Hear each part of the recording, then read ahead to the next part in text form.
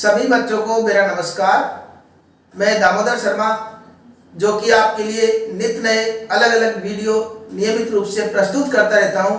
उसी श्रृंखला में आज का जो विषय है हमारा वह रहेगा कक्षा 10वीं का पाठ एक अद्भुत स्वप्न, अपूर्व स्वप्न। एक अद्भुत अपूर्व स्वप्न जिसका भाग 2 का हम अध्ययन करेंगे। पहले भाग में हमने भारतेंदु हरिश्चंद्र, जो कि इस पाठ के लेखक है, उनके जीवन का संक्षिप्त परिचय जाना और हमने ये जो संक्षिप्त परिचय है इसके बारे में उस वीडियो में चर्चा करी थी कि भारतेंदु हरिश्चंद्र किस प्रकार हिंदी साहित्य में व्यंग्य और हास्य से परिपूर्ण रचनाएं लिखते हैं। उन सब बातों को हमने पढ़ा। आज हम इसका दूसरा भाग पढ़े, उसके पूर्व कुछ संक्षिप्त जानकारी इस पाठ की मैं देता हूं। देखिए बच्चों, प्रारंभ में हमने पढ़ा था कि इस संसार में प्रत्येक व्यक्ति अपने को यश कमाने के लिए, अपना नाम स्थापित करने के लिए, अपनी प्रसिद्धि के लिए नित्य नए नए प्रयोग करता है, कई प्रकार के प्रयत्न करता है जिससे कि वो अमर हो जाए। उसी श्रृंखला में कोई व्यक्ति बड़ी बड़ी इमारतें बनाता है, कोई भवन बनाता है, कोई मंदिर बनाता है, कोई गुंबद बनाता है। इस प्रकार कुछ न कुछ जो अपने सामर्थ्य अनुसार कुछ न कुछ कार्य करता रहता है। तो इसमें एक स्वप्न के माध्यम से लेखक ने भी यहाँ पर प्रकट किया है कि किस प्रकार उन्होंने विचार किया कि मैं क्या करूं जिससे कि मैं अमर हो जाऊं। उन्होंने सोचा क्यों ना मैं एक देवालय बना लूं। देवालय से तात्पर्य मंदिर। लेकिन मंदिर की बात दिमाग में आते ही तुरंत एक बात और विचार में आई कि जिस प्रकार की अंग्रेजी की शिक्षा प्रणाली चल रही थी देश में, उस शिक्षा प्रणाली को देखते हुए भविष्य में लोग मंदिर पहुंचेंगे ये संभव प्रतीत नहीं हो रहा है। तो जब लोग मंदिर ही नहीं पहुंचेंगे, दर्शन ही नहीं करेंगे, तो नाम और प्रसिद्धि कहां से होगी? असंभव है। इसलिए बात सोच करके उन्होंने उस मंदिर बनाने के कार्य को स्थगित कर दिया, क्योंकि अंग्रेजी शिक्षा पर एक तरह से यह भी व्यंग्य किया गया है कि जिस प्रकार की शिक्षा व्यवस्था चलाते हैं उससे व्यक्ति की धार्मिक भावनाएं, अच्छे संस्कार, ये सारे उससे कहीं नहीं मिल पाते और सारे नष्ट हो जाएंगे। और नष्ट हो जाने के बाद व्यक्ति मंदिर, मस्जिद और इस प्रकार कहीं पर भी हो जाएगा नहीं। अगली बात सोची थी क्यों नहीं पुस्तक रचना कर दे। ये बात भी उनको एक बार तो अच्छी लगी, क्योंकि पुस्तक के माध्यम से भी कई बड़े बड़े लेखक और प्रसिद्ध हस्तियां वो काफी प्रसिद्ध हुई है और अपना नाम अमर कर गई है। लेकिन दूसरे ही पल उनको ध्यान आया कि वर्तमान में जो स्थिति चल रही है उस स्थिति को देखते हुए अभी जो दौर चल रहा है उस दौर में लोग एक दूसरे की टांग खिंचाई ज्यादा करते हैं, अर्थात आलोचना ज्यादा करते हैं। और उल्टा यश प्राप्ति के लिए जिस पुस्तक की रचना की है उसकी जगह अपयश न हो जाए, इस बात को सोच करके उन्होंने सोचा ये निर्णय भी गलत है, उसको भी कैंसिल कर दिया। अंत में जाकर उन्होंने सोचा क्यों ना एक पाठशाला खोली जाए। पाठशाला का विचार बहुत अच्छा लगा उनको और ये उचित भी प्रतीत हुआ। अब यहाँ पर पाठशाला खोलने में सबसे बड़ी पहली बाधा तो क्या आई? वह आई पैसों का अभाव। लेखक के पास इतने पैसे नहीं थे कि वह पाठशाला खोल दे।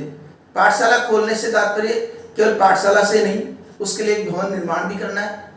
भवन निर्माण के साथ साथ उसमें शिक्षक भी व्यवस्थित रूप से लगाने हैं। ये सारी बातें सब सोची और अपने पास जब पैसे देखे तो इतने पैसे उनके पास नहीं थे। लेकिन लेखक ने हार नहीं मानी और यहीं पर देखो क्या व्यंग्य छिपा हुआ है। किस तरह लोग दूसरों को बेवकूफ बना करके और पैसे निकलवा लेते हैं लोगों से। वो एक तरह से व्यंग्य छिपा हुआ है, उसको व्यंग्यात्मक दृष्टि से इस पाठ को समझा करो। व्यंग्यात्मक का मतलब कहे कुछ और अर्थ कुछ और निकल रहा है। इसमें कहे कुछ और रहे और अर्थ कुछ अलग निकल रहा है, वहां अर्थ तक पहुंची इसके। तो क्या हुआ? पैसों का अभाव था। इन्होंने अपने मित्रजन, प्रेमी, हितैषी, इन सब से इस बात को कही और सबसे चंदा लिया। चंदा लेने के बाद में इतना चंदा आ गया, चंदे से तात्पर्य इतनी आमदनी, इतने पैसे हो गए कि भवन भी निर्माण हो गया। और भवन निर्माण में कुल 25 वर्ष लगे, 25 वर्षों में भवन भी निर्माण हो गया और आमदनी इतनी हो गई चंदे से कि आने वाली कुछ पीढ़ियां भी अगर बैठे बैठे खाए तो भी उनको कोई कमी नहीं लगी। इतनी सारी उनकी आमदनी हो गई चंदे के रूप में। यह बात तो ठीक हो गई। अब भवन बन गया, पाठशाला के लिए भवन तैयार है। अब पड़ी शिक्षकों की आवश्यकता। तो शिक्षकों के लिए सोचा कि शिक्षक चाहिए, तो शिक्षक के लिए यहाँ पर अध्यापकों की व्यवस्था किस प्रकार की, हिमालय की कंदराओं में से खोज करके अनेक उद्दंड पंडित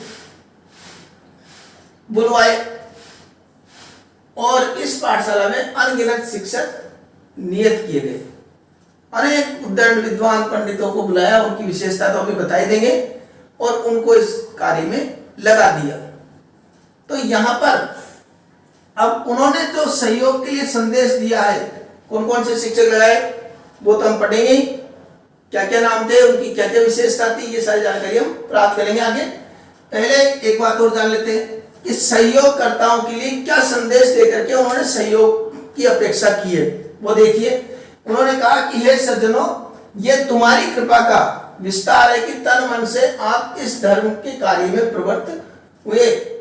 जिस प्रकार उसकी आमदनी हुई उसके बारे में उन्होंने अपना संदेश क्या दिया कि हे सज्जनों, आप लोगों की कृपा से, या आप लोगों की कृपा का विस्तार है कि तन मन से आप इसका धर्म कार्य में प्रवृत्त हुए। नहीं तो मैं 2 हाथ पैर वाला बेचारा मनुष्य आपके आगे कौन कीड़ा था जो ऐसे दुष्कर कर्म को कर लेता। दुष्कर का मतलब कठिन कार्य को कर लेता। उन्होंने कहा कि हे सज्जनों, ये आप ही की कृपा थी, आप ही का वो दान था, आप ही की वो भेंट थी, जिसकी बदौलत मैंने ये पाठशाला का निर्माण कर दिया। नहीं तो मैं 2 हाथ पैर वाला बेचारा मनुष्य क्या क्या करता, कुछ नहीं कर पाता।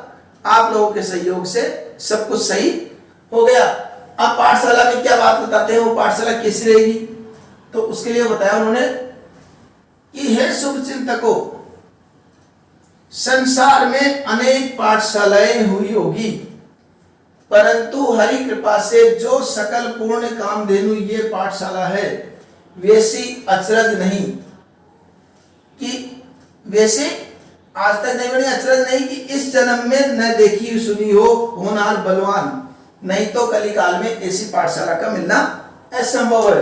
तो ये जो विशेषता है, देखो आपने देखा होगा कई बार कि कोई भी विद्यालय प्रारंभ होता है, चाहे विद्यालय में कुछ भी मत हो, कोई व्यवस्था नहीं हो, लेकिन हमने देखा होगा जिस प्रकार के पंपलेट और प्रस्तुतिकरण, विज्ञापन जिस प्रकार से छपते हैं, उन सबको देख करके व्यक्ति अनायासी उधर चला आता है, लालायित होकर के उस विद्यालय में पहुंच जाता है। तो यहां पर उन लोगों पर भी व्यंग्य किया गया है जहां व्यवस्था के नाम पर कुछ नहीं है, केवल दिखावा है, ऐसे लोगों पर भी व्यंग्य। और प्रचार और प्रसार में बहुत अच्छा प्रस्तुतिकरण प्रकट करते हैं। तो यहां पर भी जैसे उन्होंने बात कही कि इस विद्यालय में ऐसा है जैसा आपने कभी न तो देखा होगा न सुना होगा, ऐसी श्रेष्ठ व्यवस्था इसमें रखी गई है। और ये इस जन्म में तो ये अचरज नहीं है कि इस जन्म में न देखी न सुनी होगी आपने, इतना गजब ये पाठशाला है। और निश्चित रूप से आप इसमें पढ़ोगे तो आपको लाभ ही लाभ प्राप्त होगा, ऐसी उन्होंने विशेषता प्रकट की है। अब ऐसी बातों के बाद वो तो हमारे सामने स्पष्ट हो जाएगा कि क्या कैसी पाठशाला थी और क्या व्यवस्था थी, कैसे शिक्षक उसमें लगाए, और उन शिक्षकों की जब विशेषताएं हम जानेंगे। बड़ा ही रोचक पाठ है और आनंद इस पाठ में आएगा। तो शिक्षकों की जब विशेषताओं को हम जानेंगे तो पता लगेगा कि कितना ढकोसला है, कितना दिखावा है, वास्तव में विद्यालय क्या है। और एक शिक्षक तो एक माध्यम बना रहे हैं, शिक्षक तो केवल एक माध्यम है, बाकी ऐसी प्रणाली पर कुठाराघात यह व्यंग्य किया गया है जो लोगों को ठगने के लिए तरह तरह के हथकंडे अपनाते हैं। तो अंग्रेजी शासन के दौरान किस प्रकार की शिक्षा प्रणाली चल रही है उस पर भी एक व्यंग्य किया है। तो ये बातें, शिक्षकों की विशेषताएं, उनके गुण, ये सब बातें हम अगले वीडियो में जानेंगे। अगले वीडियो में पूरी विस्तार से इन बातों को समझेंगे, इसलिए जुड़े रहिए।